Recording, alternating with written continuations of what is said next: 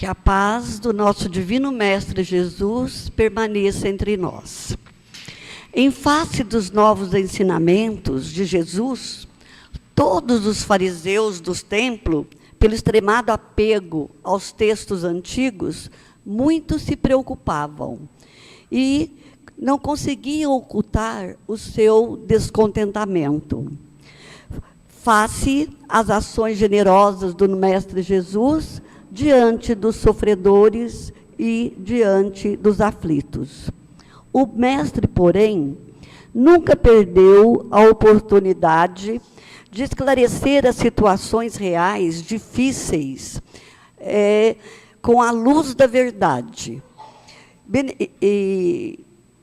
com sua palavra divina, né? E trazido o pensamento ao mundo. Discutiam-se esses novos ensinamentos de Jesus em todos os lugares, no grande templo de Jerusalém, nas ruas, nas praças públicas e nas sinagogas. E os mais humildes e os pobres viam o Messias como um enviado de Deus. Os mais de uma classe privilegiada temiam-no. Por quê?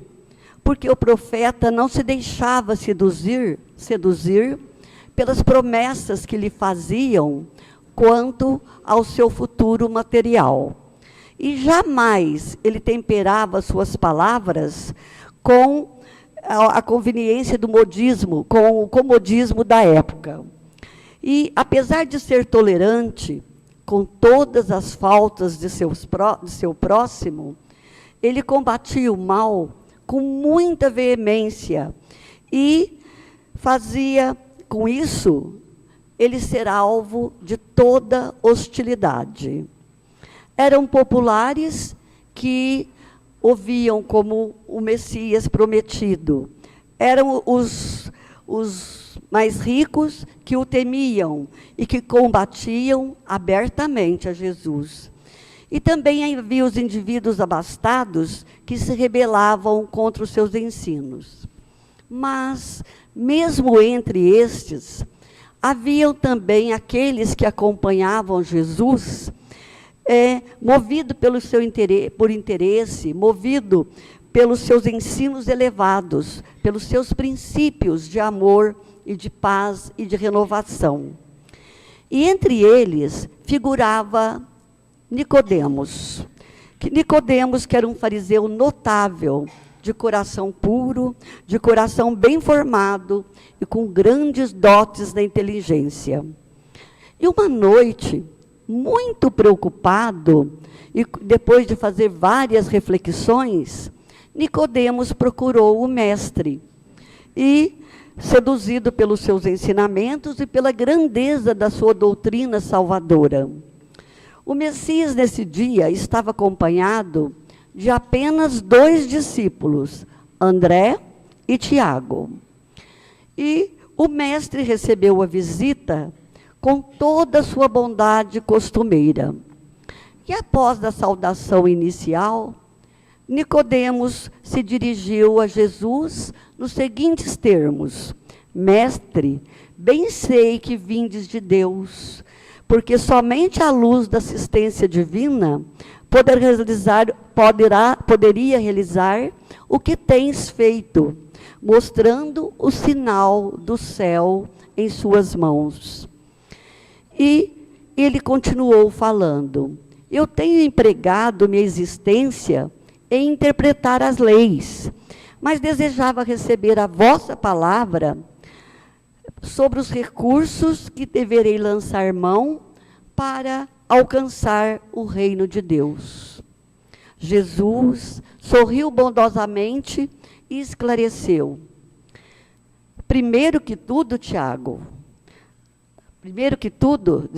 Nicodemos, não basta que tenhas vivido a interpretar a lei. Era necessário que tenhas sentido os textos.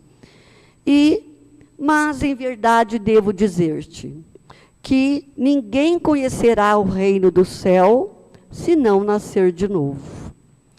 Como pode um homem nascer de novo, sendo velho? poderá, porventura, entrar no ventre da mãe? O Messias fixou nele aquele olhar bondoso e percebeu que o assunto era muito grave e acrescentou: eu vos digo, Nicodemos, e que é indispensável que o homem nasça e renasça para conhecer plenamente a luz do reino. Entretanto, como pode ser isso? Perguntou Nicodemos perturbado. E ele disse: és mestre em Israel e não sabes dessas coisas? É natural que cada um somente testifique daquilo que saiba. Mas, porém, precisamos considerar que tu ensinas, tu és um doutor da lei. E como é? E apesar disso, não aceita os nossos testemunhos com o teu raciocínio. Como é que poderás entender as minhas afirmativas, se falando das coisas terrenas, você não a compreende? Como falarei para vós das coisas celestiais? Nicodemos ficou pensativo, e o mestre continuou: seria loucura, Nicodemos, destinar os alimentos apropriados a um velho para o organismo frágil de uma criança. O que é que o mestre quis dizer com isso? O mestre demonstrava que Nicodemos, embora fosse um doutor da lei, capaz de interpretar a lei da melhor maneira possível, ele não era capaz ainda, não estava no momento propício de entender os ensinamentos de Jesus. Então, Nicodemos, muito confuso, se afastou e continuou junto ao mestre os dois discípulos, André e Tiago, que também estavam ardentemente interessados em entender aquela nova lição, porque eles também não a entendiam. Como? Como é possível aquele renascimento? E Jesus, com toda a sua sabedoria, com todo o seu amor, ele percebendo o que é que estava se passando na mente de seus discípulos, ele diz: por que tamanha direção em face dessas verdades? As árvores não renascem quando podadas? Com o homem, o processo é diferente, mas o espírito de renovação é sempre o mesmo. O corpo é uma veste, o homem é seu dono, e toda roupagem material acaba rota, porém o homem, que é filho de Deus, sempre terá a oportunidade, pelo seu amor, pela sua misericórdia, de encontrar sempre uma nova vestimenta, uma nova roupagem. A morte do corpo é essa mudança, indispensável, porque a alma eterna caminhará sempre através de outras experiências, até que consiga a imprescindível provisão de luz para a entrada no reino de Deus, conquistado ao longo dos rudes caminhos. André sentiu uma nova compreensão sobre aquela lição, mas ainda com o espírito simples, perguntou ao mestre: mestre, já que o corpo é como uma roupa material das almas, por que não somos todos iguais no mundo? Vejo belos jovens ao lado de paralíticos, ao lado de aleijados, de sofredores. Então Jesus, novamente, com toda a sua meiguice, com toda a sua sabedoria, disse: acaso não tenho ensinado, André, que que tem de chorar todo aquele que transforma em instrumento de escândalo? Cada alma conduz consigo mesmo o inferno ou o céu que edificou na sua consciência. Seria justo conceder uma segunda veste, mais perfeita e mais bela, ao espírito rebelde que estragou a primeira? Que diríamos da sabedoria de Deus, de nosso Pai, se facultasse as possibilidades mais preciosas àquele que utilizou essa vestimenta, esse corpo, na véspera, quer dizer, em existência anterior, para o roubo, o assassínio, a destruição? Os que abusaram da túnica da riqueza, com certeza, depois farão uso das mais humildes, como aquele que feriram pela mão, poderá nascer sem ela. Senhor, compreendo agora o mecanismo do resgate, disse Tiago, externando toda a alegria do entendimento. Mas observo que, de que modo, então, deste modo, o mundo precisará sempre do clima do escândalo e do sofrimento. Desde que o devedor, para saldar o seu débito, ele terá que fazê-lo com outro que torne o lugar da sua mesma dívida. O mestre olhou para Tiago e disse: compreendo, Tiago, as suas preocupações, mas responda-me, dentro da lei de Moisés, o que é que está escrito? Tiago pensou e respondeu: também na lei está escrito que o homem pagará olho por olho, dente por dente. Aí Jesus, compadecido, olha para Tiago e fala: Tiago, também tu está procedendo como Nicodemos. Você está raciocinando sobre a lei, mas você não está sentindo-a. Você ainda não observou, ainda não ponderou que o primeiro mandamento da lei divina está na determinação do amor? Acima do não adulterarás, não cobiçarás, está o amar a Deus sobre todas as coisas e ao próximo como a si mesmo.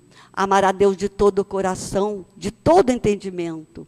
E como poderá alguém amar a Deus e aborrecendo-lhe as obras? Eu coloco o amor, Tiago, acima da justiça do mundo e tenho ensinado que só ele cobrirá a multidão de pecados. Se nós nos prendermos à lei de Talião, ou seja, olho por olho, dente por dente, nós seremos obrigados a reconhecer que onde existe um assassino, haverá mais tarde um homem que necessita ser assassinado. E nós sabemos que a lei de amor, a lei divina, não é assim. Nós sabemos que hoje, verdugo e vítima são irmãos, filhos de um mesmo pai. E basta que sigam isto para que a fraternidade divina afaste o fantasma do escândalo e do sofrimento. Mais uma vez, Jesus mostra com toda simplicidade que o homem ainda faz uso do escândalo, ainda sofre, porque ainda faz o mal. O homem ainda está ligado ao mal. E o homem ainda é um ser imperfeito, mas que está a caminho para a perfeição. E ante essas explicações do mestre, os dois discípulos ficam maravilhados. Mas, claro, Tiago, então, aproxima-se de Jesus e pergunta: mestre, por que o Senhor, então, não aproveita e não proclama estas verdades na sua nova pregação, do dia seguinte, para o povo? Jesus olha para Tiago, como se questionando, e diz: Tiago, será que não compreendeste? Se eu não pude falar a verdade para um doutor da lei,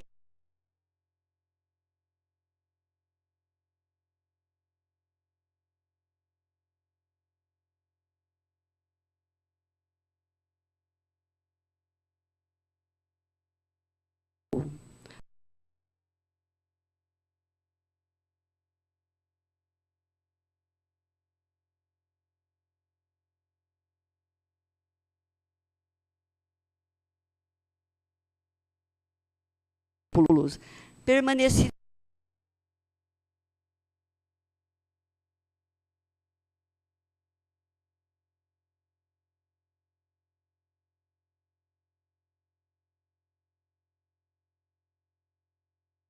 para.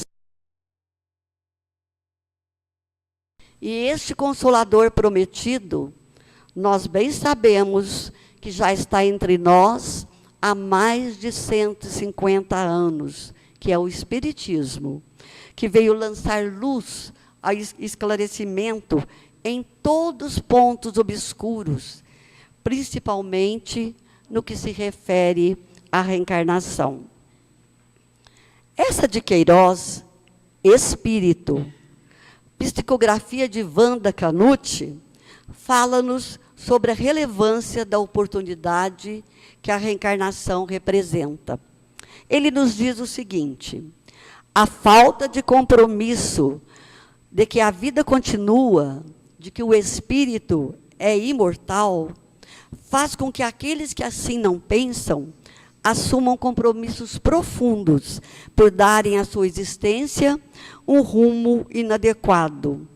Eles colocam as expectativas da vida em conquistas menores e se esquecendo de que trazem uma inteligência concedida por Deus para promover o seu aprimoramento, o desenvolvimento de suas potencialidades, para que sua passagem pela Terra possa deixar marcas de dignidade, de elevação, de caráter, de esforço, porque só assim estarão realizando o crescimento espiritual. Assim nós percebemos, companheiros, que a reencarnação é sempre uma bênção. Não é concebível, nos dias de hoje, vê-la com o objetivo de só pagar dívidas, com dor e sofrimento. Dr. Ricardo de Bernardes, em uma de suas palestras, ele nos conta uma história que elucida muito este assunto, estes fatos. Ele nos conta: um senhor desencarna com 98 anos. E, ao chegar no plano espiritual, ele é recebido com uma grande festa. Flores, amigos, parentes. E quando ele vê esse ambiente, quando ele vê que ele está diante de uma festa, ele começa a chorar. E o espírito amigo lhe pergunta: por que choras? Ele diz: deve haver algum engano. Eu não mereço essa festa. Eu sou um assassino. Aí o amigo espiritual lhe diz: você foi um assassino.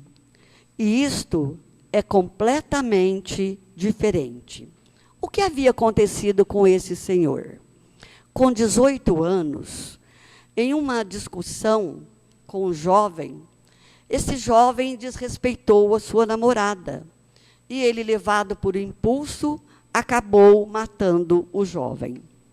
Depois disso, ele casou-se, teve filhos, netos, bisnetos. Foi um excelente profissional, muito útil à sociedade.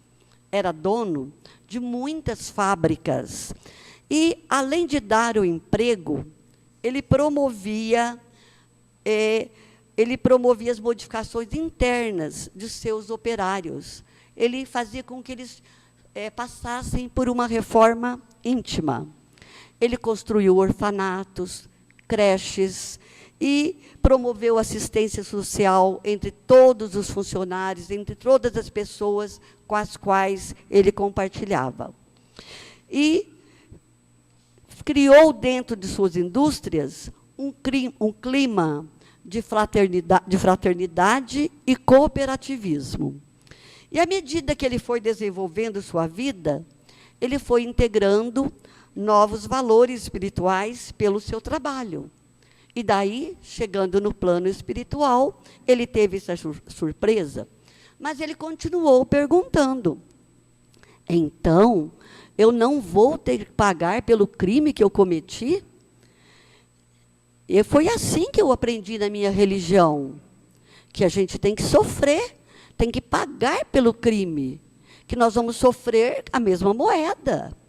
Aí o amigo espiritual lhe disse, você já pagou. Ao invés de abrir a porta do sofrimento e da dor, você abriu a porta do amor. Você passou a vida amando e trabalhando. E assim, ressarciu seus débitos com a lei civil e com a lei cósmica universal. Aí ele tornou a perguntar, ele teve mais dúvidas. Mas o que vai acontecer com aquele jovem que eu matei? O Espírito lhe disse, você vai reencarnar novamente e vai recebê-lo como filho. E você vai passar para ele todos os conceitos de ética, de justiça, de família, de educação. Você vai passar tudo que você vivenciou na sua trajetória terrestre. E ainda mais o que você aprenderá neste plano antes de você reencarnar. Então, aquele senhor aceitou e ficou agradecido e foi conduzido para a casa assistencial que ele deveria ficar. Então, nós vemos o que com isso? Essa pequena história nos ensina que nós vamos reparar os nossos erros, nós temos que reparar os nossos erros. Nada passará despercebido, nada passa despercebido para Deus, mas não é necessário que paguemos com sofrimento, com dor. Então, nós precisamos aprender e a tentar modificar o nosso comportamento, o nosso pensar, e saber que a reencarnação é uma oportunidade para que sejamos úteis, para que possamos evoluir e ajudar a evoluir aqueles que compartilham de nossa vida. Então, necessariamente, um homem que cortou o braço de outro, durante a sua trajetória terrena, ele não terá que nascer necessariamente sem um braço. Ele poderá renascer como um cirurgião, como um médico especialista em braços, poderá nascer como um lavrador, ou poderá nascer em outra profissão que o seu braço terá grande utilidade para ajudar o seu próximo. Então, nós temos que pensar nisto com muito carinho e transformar a nossa vida no nosso dia a dia. Fazer de nossa vida, a cada dia, um novo renascimento. Porque não é só renascer de uma vida para outra, de uma vida não. Desculpe, eu aprendi uma palestra semana passada que nós temos uma vida só, né? É uma vida que nós temos. A vida espiritual. Nós passamos por várias experiências, várias existências físicas, mas vida é uma só. Então, se nós passamos por várias existências, em cada existência nós temos que melhorar. Este é o objetivo primordial da reencarnação. Mas nós podemos melhorar também no nosso dia a dia. Não precisamos esperar desencarnar para ter nova chance para progredir. Vamos progredir, vamos renovar dia a dia as nossas atitudes. Existe um pensamento inscrito no dolmen, construído sobre o túmulo de Allan Kardec em Paris, que é nascer, morrer, renascer ainda e progredir sempre. Tal é a lei. Estas palavras sintetizam não apenas o propósito maior da reencarnação, que é a evolução do indivíduo, mas todo um processo de conquista íntima do reino de Deus a ser realizado por cada um de nós ao longo da eternidade.